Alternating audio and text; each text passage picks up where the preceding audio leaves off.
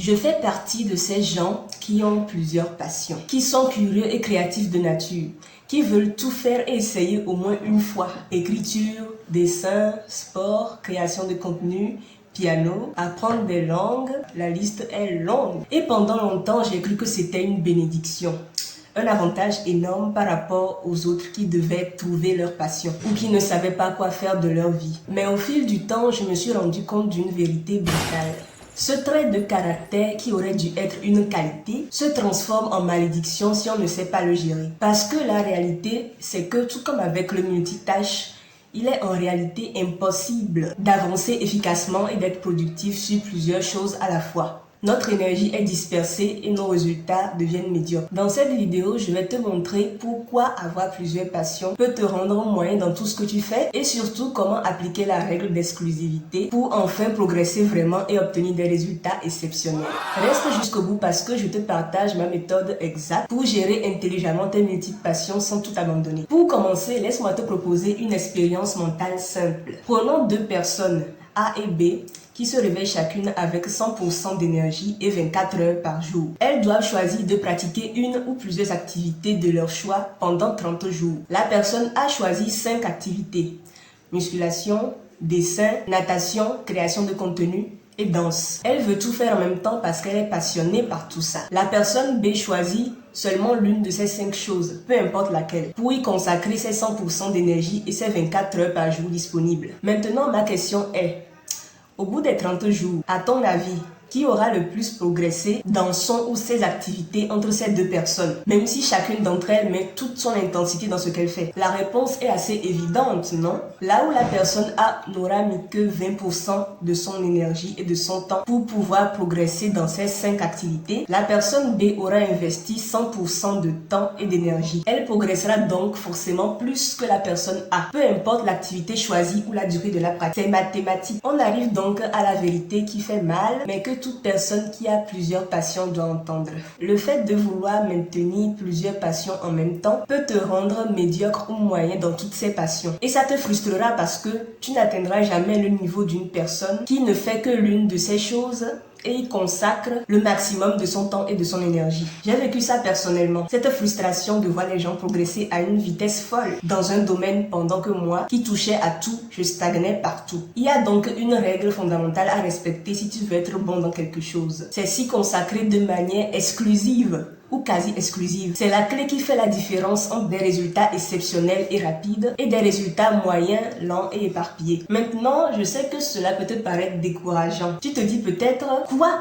Je dois abandonner tous mes rêves et toutes mes passions, sauf une seule pour le reste de ma vie? Non, absolument pas. Ce serait souhaitable uniquement si tu n'as qu'une seule activité qui te passionne vraiment et que tu veux percer avec des résultats exceptionnels, voire battre un record mondial dans ce domaine. Mais dans le cas contraire, il n'y a pas besoin d'être aussi extrême. Il suffit de suivre cette règle d'exclusivité de manière intelligente. Et c'est exactement ce que je vais te montrer maintenant avec 3 principes concrets. Premier principe: choisis une seule activité par période de vie. Choisis de pratiquer une seule de tes passions de manière exclusive pour les prochains mois à venir. La durée moyenne pour vraiment commencer à avoir des résultats louables dans un domaine peut varier selon les activités. Mais de ce que j'ai pu constater sur les réseaux, pour les domaines les plus populaires comme le sport, apprendre une langue ou une compétence, et de ce que j'ai pu expérimenter moi-même, cette durée est de 6 mois en moyenne pour une compétence liée à une langue ou au business en ligne, et de 3 mois minimum pour des domaines liés à l'amélioration physique, comme la musculation. Mais ça dépendra aussi de ton niveau de départ et des facilités que tu as déjà ou pas dans un domaine. En tout cas, renseigne-toi sur la durée raisonnable qu'il faut pour devenir à l'aise dans le domaine que tu as choisi. Je parle bien de devenir à l'aise, pas expert. Parce qu'ici, on cherche avant tout à atteindre un premier palier où tu te débrouilles et que tu maîtrises les bases. On cherche à atteindre ce qu'on appelle la compétence consciente. C'est le stade où tu sais que tu es en train de maîtriser ce que tu dois savoir pour être à l'aise dans un domaine. Pour rappel, il y a 4 stades de compétences au total. L'incompétence inconsciente, c'est-à-dire que tu ne sais pas encore ce que tu dois apprendre. L'incompétence consciente, c'est-à-dire que tu sais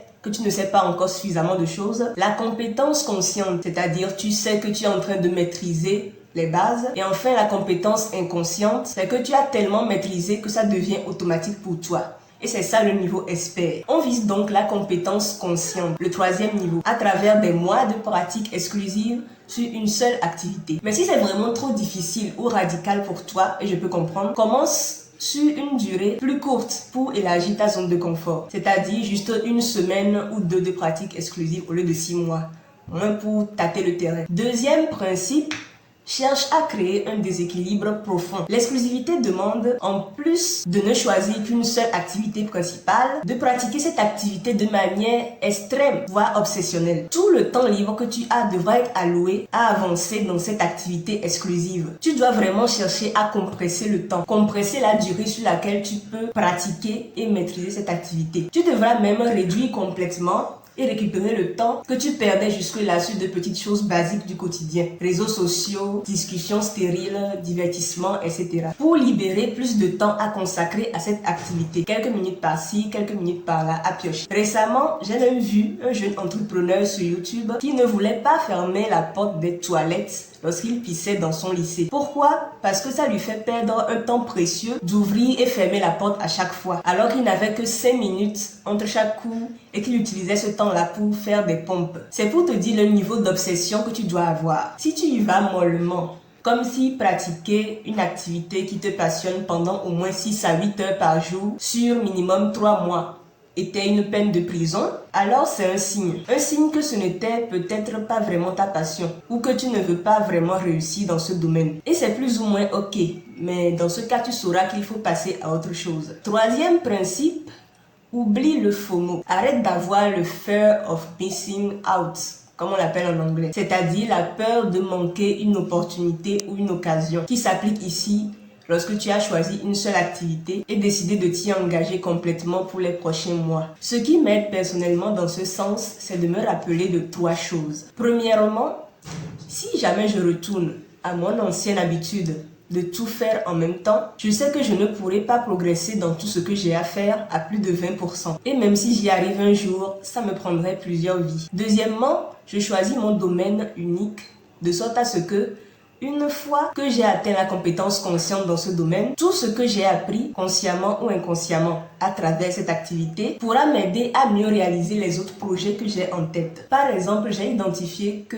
l'activité que j'ai choisie actuellement implique de toucher à une certaine échelle à plusieurs autres compétences basiques en création de contenu, marketing, publicité, design, etc. Ce sont donc des petites choses que j'apprends à travers le seul domaine que j'ai choisi en ce moment et sur lequel je me concentre actuellement. Et je sais que ces micro-compétences me permettront d'avoir des facilités dans d'autres projets que je garde en attente pour quand viendra leur moment de réalisation. Sans compter que le fait même de pouvoir me concentrer sur une seule activité pendant plusieurs mois renforce ma discipline, ma persévérance et ma capacité à me concentrer sur une longue durée et me permettra donc de tenir pareil dans tous mes autres projets sans laisser tomber en cours de route juste par manque de stimulation. Troisièmement, dans 6 mois, 1 an ou même 3 ans, j'ai la confiance intérieure que rien fondamentalement ne pourra m'empêcher de faire les autres choses que je projette de faire. Et ce sera même l'inverse dans beaucoup de cas. Tu sais pourquoi? Le monde aura progressé dans plusieurs domaines. Il y aura de nouveaux outils, de nouvelles inventions et de nouvelles trouvailles pour faciliter beaucoup de choses qui étaient pénibles auparavant. Bref, plein d'innovations qui faciliteront ce que j'ai à faire d'une manière ou d'une autre. Pense au fait qu'en seulement une génération, par exemple, il y a eu l'apparition d'Internet et de l'IA. L'information est disponible maintenant partout, alors que dans le passé, savoir ne serait-ce que lire et posséder des livres était réservé à des classes privilégiées. Aujourd'hui, il est devenu presque gratuit et facile pour tout le monde qui a un téléphone et du Wi-Fi de gagner des revenus sur Internet. Alors qu'avant, il n'y avait pas d'autre choix que de faire du porte-à-porte, par exemple, ou de créer une usine si on voulait se faire de l'argent, ce qui n'était pas accessible à tout le monde. Tout ça pour te dire, n'aie pas peur de manquer quelque chose. Engage-toi avec confiance lorsque tu te concentres sur une seule chose pour un certain temps. Parce que si tout ce que tu prévois de faire ensuite compte vraiment pour toi, tu trouveras toujours un moyen de le concrétiser le moment venu, voire de le faire plus vite et mieux avec de nouveaux outils ou techniques sorties entre-temps. Et dans le cas contraire, le temps fera lui-même son ménage et tu n'auras alors plus à hésiter entre plusieurs passions. Voilà,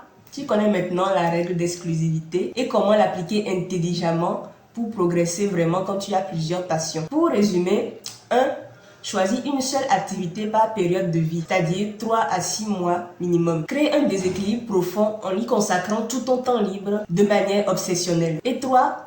Oublie le FOMO et fais confiance au fait que tes autres projets attendront. Dis-toi que tu n'abandonnes pas tes autres passions. Tu les mets simplement en attente pendant que tu deviens excellent ou excellente à une seule chose à la fois. C'est tout pour cette vidéo. Dis-moi en commentaire, est-ce que tu as déjà choisi la passion unique sur laquelle tu vas te concentrer sur les 3 à 6 prochains mois? Et quelle est ta plus grande peur par rapport de mettre toutes les autres en pause? N'oublie pas de t'abonner si tu veux plus de contenu comme celui-ci qui te donne des stratégies concrètes pour vraiment progresser dans tes projets. À très bientôt et n'oublie pas, 100% sur une chose valent mieux que 20% sur 5 choses.